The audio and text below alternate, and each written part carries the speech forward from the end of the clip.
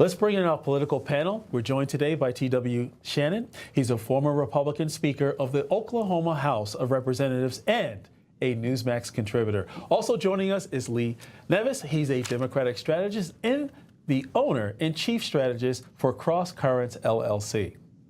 Welcome to First Edition. Thanks, guys. Good Thanks morning. for having Happy me. Monday. Good morning. Happy Monday. So we just heard that report from John Huddy. Hamas releasing more hostages under the Trump administration, of course. TW, how has the mood in Washington changed the relationship between Israel and Hamas? Well, I've been in Washington most of the week, and I can tell you the Donald Trump effect is real. There's a reason that any hostages have been released, and that's because Donald Trump made it very clear there would be hell to pay in the Middle East if they didn't start releasing hostages. Even before he was sworn in as president, we saw the Middle East reacting. We saw Hamas reacting, and that is because they know Donald Trump is a man on a mission. He's focused. He's had a very successful week this week, whether we're talking about domestically, but the release of these hostages is just another, I think, example of how leadership matters. This would have never happened if Donald Trump had been president, and we're going to see the world lining up back in order like it was before Joe Biden made a complete wreck out of so many things, including America standing around the world. You know, Lee, to TW's point, we saw a weak, very weak Biden with regard to how he tried to portray some level of outward support to Israel while withholding key military, support like the 2,000-pound bombs, which Trump actually authorized to give to Israel. So not only is Trump making sure that Hamas and others in the region are going to adhere to the deal and bring about peace and stability in the region, he's also supplying Israel with what it needs.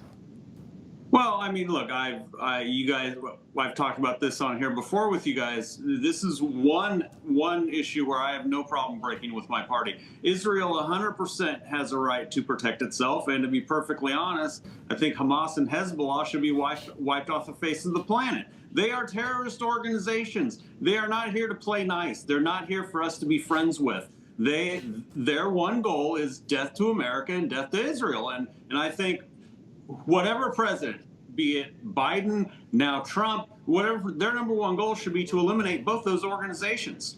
And I probably made a lot of friends over there right now. It's unfortunate, though, Lee, that you have to even say that you have to break with your party, because this should just be an issue that unifies every single American. Israel is our biggest ally in the Middle East, and it's clear that we must reset that allegiance to them. But turning to this, we've got what could be some more heated confirmation hearings coming up this week. TW, RFK Jr. is on tap, Tulsi Gabbard as well, January 30th. What are you expecting from these confirmation hearings? I think Tulsi Gabbard's will be probably the most contentious. The Democrats, they have an axe to grind with her. But the reality is, like every other one of Donald Trump's appointees, she's immensely qualified. She's immensely capable. And I think she'll eventually be confirmed. You know, this week or this past week, we saw a lot of victories for Team Trump and for Team America. Started with my good friend Brooke Rollins, who was confirmed, had her first hearing with the Agricultural Committee. I think you saw people like Cory Booker and Warnock and even Adam Schiff praising her for her ability to get things done and for her track record and for her qualifications. And I think even with Pete Hegseth, you name it, even Kristi Noem, these are people who are ready to lead from day one. These are people who have the credibility, they have the capability to restore the America First policies, and that's what Donald Trump's doing. I think you're going to see more of that this week as well. You know, Lee, Tulsi, to T.W. Shannon's point, is about to get a little bit of that black treatment. And what do I mean by that? When you're a black Democrat who decides to become a Republican, all hell breaks loose on the Democrat side. And I think she's going to receive a lot of fire. But hey, she's not only a congressional leader, she is a military fighter and veteran, and she's a former presidential candidate. So they better put some respect on it. What say you? Well, look, I'm not going to besmirch, especially her military background. Definitely not going to besmirch that. My hat's off to anyone who has served in our military and protected our country. I think a lot of Democrats have issues with her record on the Intelligence Committee when she was in the House, and the fact that a lot of times she didn't show up for work. They're going to have issues with her visits to Syria. They're going to have issues with her views on Russia. But that's why we have confirmation hearings, guys. That's why we have these hearings, to go out there and ask these questions, get the answers from the actual nominees, vet them, and we vote. And at the end of the day, the Senate does its job. It advises, and it either rejects or confirms, and that's what we're going to have here. Now, one point I do want to make, because RFK Jr. is popping up, and I've been waiting to use this line for the record. I was shocked that RFK Jr. was picked, because there's another Trump supporter who I think was eminently more qualified. That's right, Hulk Hogan, because at least in the 80s, he got a bunch of us to take our vitamins and do our training. All right, okay. I mean, he could be. So you're not going to get any disagreement that Hulk Hogan deserves a place in the cabinet somewhere. He's my hero. He's been pretty strong, to say the least. But just going back to Tulsi and Lee, to your point, I mean, the Democrats are they've already slow walked this process, and it's been very unfortunate to see, because Tulsi does have the credentials, but unfortunately, again, TW, they're calling her a Russian asset. I mean, these typical lines and accusations they like to throw at her. But what do you think, the hearings will entail? You know, it reminds me of the Democrat strategy. I think they're taking the play of the LBJ book. You remember, he's the same guy who accused his opponent of having familiar relationships with farm animals. And he said he did it because he just wanted to hear his opponent defend it. And I think there's a lot of that with Tulsi Gabbard here. They're really just wanting to throw her under the bus, because ultimately they can't argue against her qualifications. She's a veteran. She's a strong woman. She's a capable woman. And I think she's ready to lead from day one. And so I expect there to be all kind of antics from the Democrats. They actually, I will give it to them. I think they've been relatively mild from what I expected. But I think part of that is the Donald Trump effect. I mean, listen, Democrats now, maybe for the first time in the last 4 years for sure, I think they're reading the tea leaves. The American people sent a very, very strong message that there is a MAGA mandate. They want to see the policies of Donald Trump. He won the popular vote overwhelmingly. He won the Electoral College vote overwhelmingly. We have the House. We have the Senate. The American people sent a strong policy. They trust Donald Trump, and that means trusting the people he's putting into office. Doesn't mean that they shouldn't have questions. I think they will.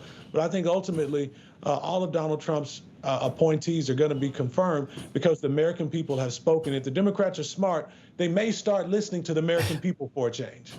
You know, TW, I'm going to take a part of what you said and toss it to Lee in this way. You know, we heard reports regarding the Colombia president, Gustavo Petro, rejecting Trump's return of violent Colombian criminals who breached our southern border and here illegally and committed crimes, and returning them back on military planes. He tried to reject it, but President Trump said, no, no, no. I have a mandate from the American people, and you're going to take them. And if you don't, I'm going to slap tariffs as well as other sanctions. And then the president said, okay, all right, I yield. And next thing you know, he's offered to send his own presidential plane to America to bring back the criminals. So President Trump actually forced him to acknowledge that these people should be returned.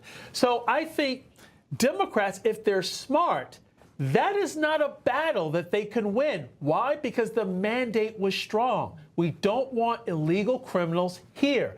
Other people who are here, we'll get to them and we'll talk about how to deal with them. But everyone, for the most part, is in agreement that these people should not be here. What say you? Look, everyone is in agreement. You know, if you are here illegally and committing crimes, be it from assault, murder, dealing fentanyl, you name it. If you're a bad guy and you're here illegally, yes, you need to be sent back to your home country. I think the issue here is that, I think Doge maybe wants to look at eliminating the Department of State, because obviously Donald Trump is just handling everything by himself. It worked this time. It worked. His threat of a tariff worked this time in this instance. But at what point is it not going to work? At what point is some other country not going to blink? And he's going to say, I'm going to slap a tariff on you because you didn't do what I wanted you to do. and they're going to say, okay, go ahead and do it. We're going to slap a tariff on you too. This is why you have a State Department. This is why you have Marco Rubio as Secretary of State. It never should have gotten to this point. It never should have gotten to the point of President Trump saying, I'm going to slap a tariff on your coffee, so I got to pay more for my oat milk latte in the morning. That should have been diplomacy handled behind closed doors. They should have never. They should have been. They should have never been allowed to breach our southern border. We got to leave it there. But I got one word for all of these illegal criminals in America. Adios. T.W. Shannon, Lee Nevis, thanks for joining us this morning. Thanks for having me. Thank you. Have a great day, guys.